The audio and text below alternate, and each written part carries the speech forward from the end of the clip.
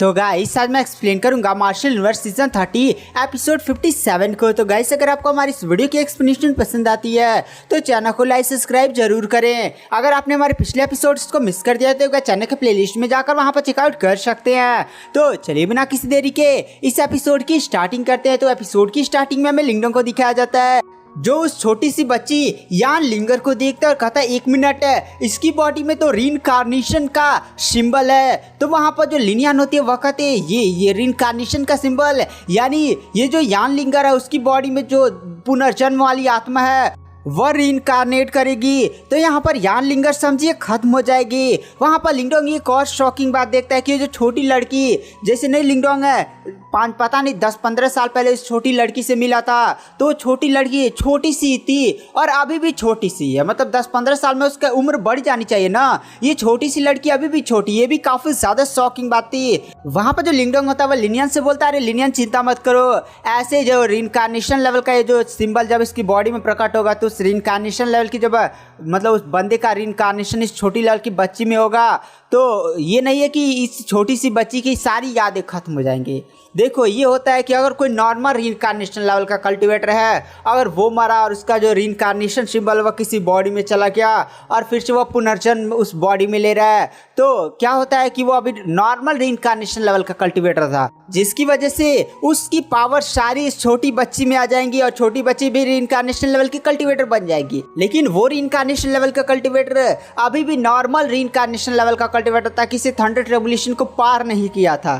तो जिसकी वजह से ना उसकी जो यादें हैं उस छोटी बच्ची की यादें पर डोमिनेट नहीं कर पाएंगी। ये तभी यादों पर डोमिनेट होता है, जैसे इंग 1-1 का जो केस है ना, वो आइस मार्श है, वो क्या कर चुके हैं, रीइंकार्नेशन के तीनों ट्रिब्यूलेशन को पार कर चुकी हैं। तो अगर कोई कल्टीवेटर रीइंकार्नेशन के सेकंड ट्रिब्यूलेशन या थर्ड ट्रिब्यूलेशन को पार कर चुका है, अगर वो मरता है और किसी बॉडी के अंदर फिर से पुनर्जन्म लेता है तो वह पूरी तरह से रीइंकार्नेट करेगा। मतलब अगर वह एक थंडर ट्रिब्यूलेशन पार किया है और फिर वह मर गया और किसी बॉडी के अंदर वो जैसे पुनर्जन्म ले रहा है, तो ये नहीं है कि मतलब जो जिसके अंदर जन्म ले रहा है उसकी सारी यादें वादें खत्म हो जाएंगी, पिछला वाला बंदा ही आ जाएगा, ऐसा नहीं है।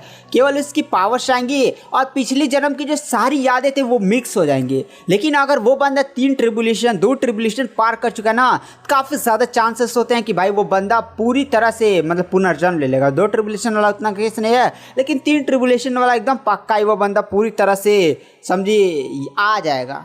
जैसे आपने आइस मास्टर, लाइटनिंग मास्टर, इन सभी मास्टर्स को देखा है, ये लोग पुनर्जन्म ले रहे हैं। तो वहाँ पर जो लिनियन होती है वो भी पूछती है कि भाई इसकी बॉडी के अंदर कौन रीइंकार्नेशन ले रहा है, कितनी उसकी पावर होगी।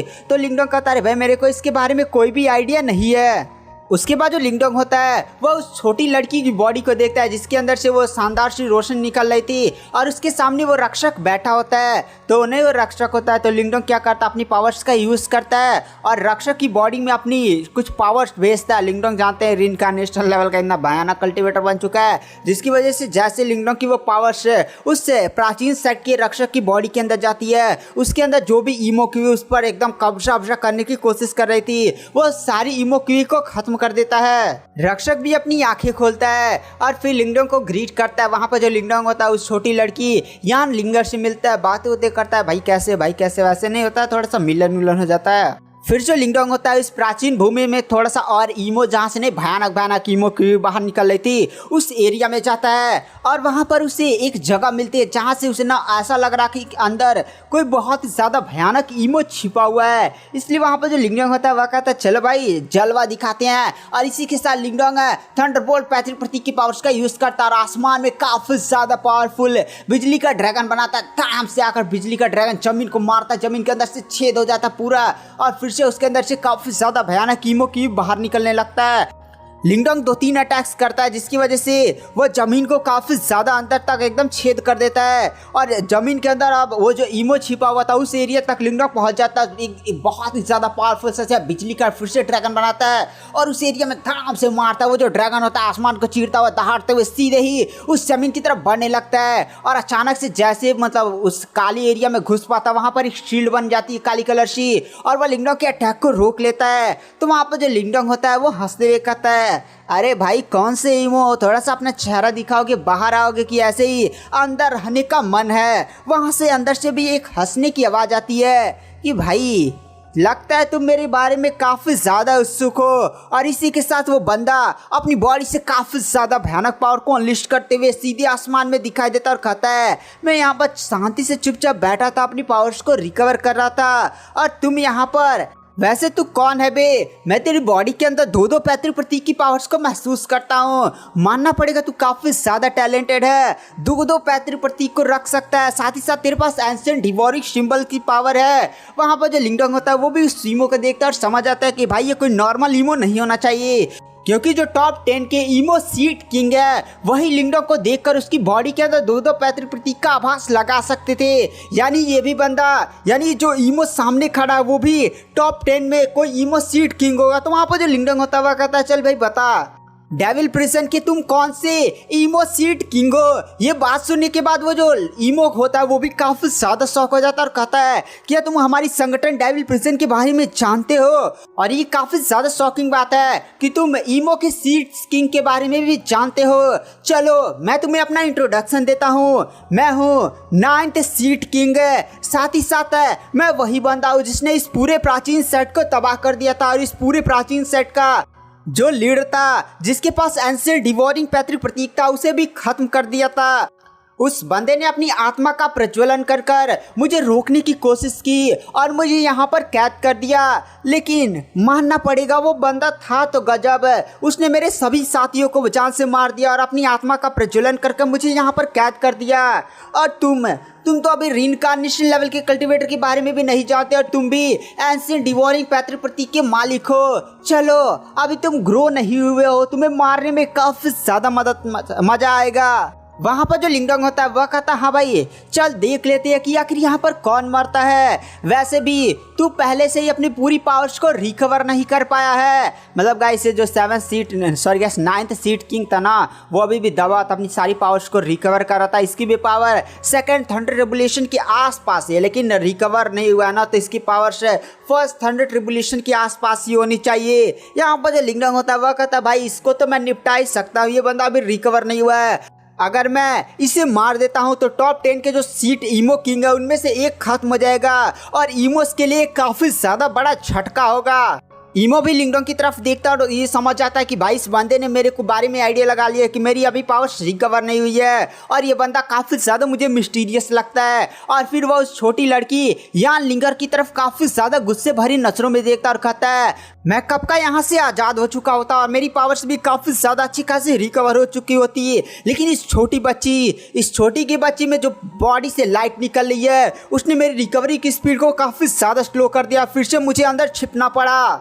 पहले इस लिंगडो को जान से मारूंगा, उसके बाद इस छोटी लड़की और इस पूरे एरिया को ही तबाह कर दूंगा। उसके बाद वहाँ पर जो ईमो होता है वो तुरंत अपनी बॉडी से भयानक पावर को अनलिस्ट करने लगता है और तुरंत आसपास एक अजीब सा टेक्निक परफॉर्म करता है, जिसके अंदर से जमीन से बहुत सारी अजीब से जॉम्बीज और अनडेड बाहर निकलते हैं जो सीधे लिंगडोंग पर अटैक करते हैं। लेकिन यहाँ पर जो लिंगडोंग होता है वो तुरंत अपने एंशिएंट डिवोरिंग सिंबल की पावर का यूज करता है और बहुत सारी ब्लैक होल बनाता है और एक ही झटके में उन सभी जॉम्बीज और अनडेड को एक ही झटके में उनकी बॉडी के चिथड़े उड़ा देता है। यह देखकर वो ईमो किंग भी काफी ज्यादा शॉक हो जाता है और फिर वो अपनी पावर्स का यूज करते हुए लिंगडोंग पर धड़ाधड़ अटैक करता है। वहां पर जो लिंगडोंग होता है वो भी अपनी भयानक पावर्स का दोनों पैतृक प्रतीक की पावर्स का यूज करते हुए और अपनी बॉडी से ग्रीन ड्रैगन हवेली मटलाइज टेक्निक का यूज करते हुए ड्रैगन आबा एकदम दहाड़ते हुए धारता बहुत ही ज्यादा भयानक बैटल होती है गाइस।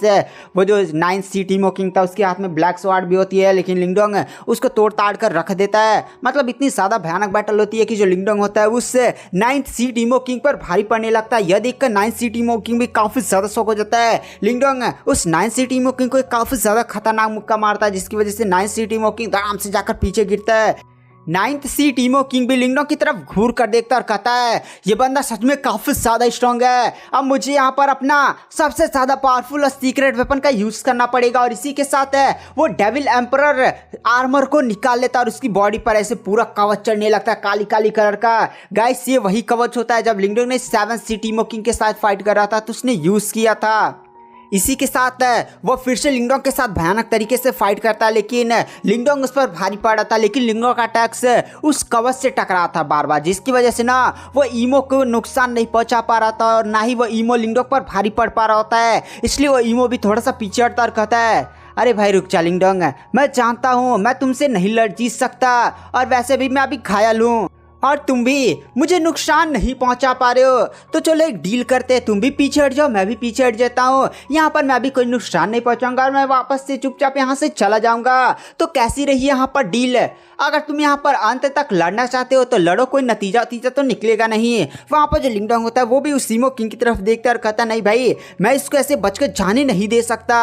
अगर ये बंदा बचकर निकल गया तो फिर से अपनी पावर्स को रिकवर कर लिया तो ये मेरे लिए काफ़ी ज़्यादा बड़ी मुसीबत भी बन जाएगा। तो अब मेरे पास एक ही उपाय बचा है, वो अटैक यूज करना जिस अटैक से उसने वो नहीं 7th सीट ईमो किंग था उसके पूरी छाती के अंदर छेद कर दिया था और डेविल एम्परर आर्मर को भी एकदम ऐसे छेद बना दिया था उसके अंदर। तो लिंगडोंग सोचता है वही अटैक यूज करूं, लेकिन लिंगडोंग उस अटैक का केवल एक ही बार यूज कर पाएगा। अगर वो इस अटैक का यूज करेगा ना तो उसकी बहुत सारी पावर्स खत्म हो जाएगी और एक बार पावर्स खत्म हो गई तो हो सकता है अगर ये ईमो बच गया ना तो लिंगडोंग के लिए काफी ज्यादा बड़ी मुसीबत बन सकता है। वहां पर जो लिंगडोंग होता है वह कहता है भाई रिस्क है तो इसका है, मुझे किसी भी हालत में इस ईमो किंग को मारना ही होगा। और इसी के साथ लिंगडोंग जीनस सेंसिंग मार्शल आर्ट टेक्निक को परफॉर्म करता है। साथ ही साथ लिंगडोंग दोनों पैतृ प्रतीक की भी पावर्स के यूज करता है। Green dragon heavenly metallise technique उसके मेंटल पावर इस सारी पावर्स को लगा देता है और फिर के लिंगडोंग के जो दोनों पैतृ प्रतीक होते हैं वह धनुष का फॉर्म लेते हैं और धनुष के अंदर से काफी ज्यादा खतरनाक आभा रिलीज होने लगती है। साथ ही साथ लिंगडोंग उस धनुष के तेज तीर को खींचता है तो वहां पर जीनस sensing martial art technique perform होती है जिसकी वजह से वहां पर ऐसे ही एक ऐसे तीर का फॉर्म लिया जाता है। दोनों पैतृक प्रतीक की पावर सारी उस तीर में घुसने लगती है। भाई ये जो अटैक हो रहा होता है काफी ज्यादा भयानक पावर्स को एकदम खतरनाक पावर्स भी बढ़ती जा रही थी। यहाँ पर जो लिंगडोंग होता है वो सोचता है कि भाई क्या ये पावर्स उस 9 सीट ईमो किंग को खत्म करने के लिए तैयार है। लेकिन वहां पर लिंगडोंग भी समझ जाता है कि भाई ये पावर्स कहीं ना कहीं अभी कम है। लेकिन हमें अचानक से उस प्राचीन सेट के रक्षक को दिखाया जाता है जिसकी बॉडी के अंदर से बहुत सारी सोल्स बाहर निकलने लगती हैं। गाइस ये उस प्राचीन सेट के बहुत सारे एल्डर्स लीडर्स इन सभी की सोल्स थी और इनकी इच्छा भी थी। नहीं ईमोस ने पूरे सेट को तबाह कर दिया था, लेकिन यहाँ पर जो एल्डर्स के मतलब जो भी थोड़ी थोड़ी सोल्स बची हुई थी वो लोग इस सेट के हमेशा ईमो से बचाते थे। मतलब जो ईमो कैद है ना उसको रोक कर रखते थे। ये सारी सोल्स अपनी सारी पावर्स को लिंगडोंग की उस तीर में भेजने लगते हैं और वहाँ पर हमें वो प्राचीन एल्डर भी दिखाया जाता है। मतलब जो इस प्राचीन सेट का लीडर था यही एल्डर ने लिंगडोंग को एंशिएंट डिवोरिंग पैतृक प्रतीक का वो टेस्ट वाला भी दिया था। तो वो भी बंदा दिखाई देता है और सीधे अपनी सारी पावर्स को लिंगडोंग के इस तीर में भेजता है। और भाई जब ऐसा होता है तो तीर के अंदर से इतनी ज्यादा भयानक पावर अनलिस्ट होने लगती है ना जिससे 9 सीट ईमो किंग भी एकदम कांप कर रह जाता है। तो गाइस आज की वीडियो की एक्सप्लेनेशन को यहीं पर एंड कर देते हैं। वीडियो पसंद आई हो तो चैनल को लाइक सब्सक्राइब जरूर करें। मैं नेक्स्ट एपिसोड जल्दी अपने चैनल पर अपलोड कर रहा हूँ। तो थैंक यू, बाय बाय।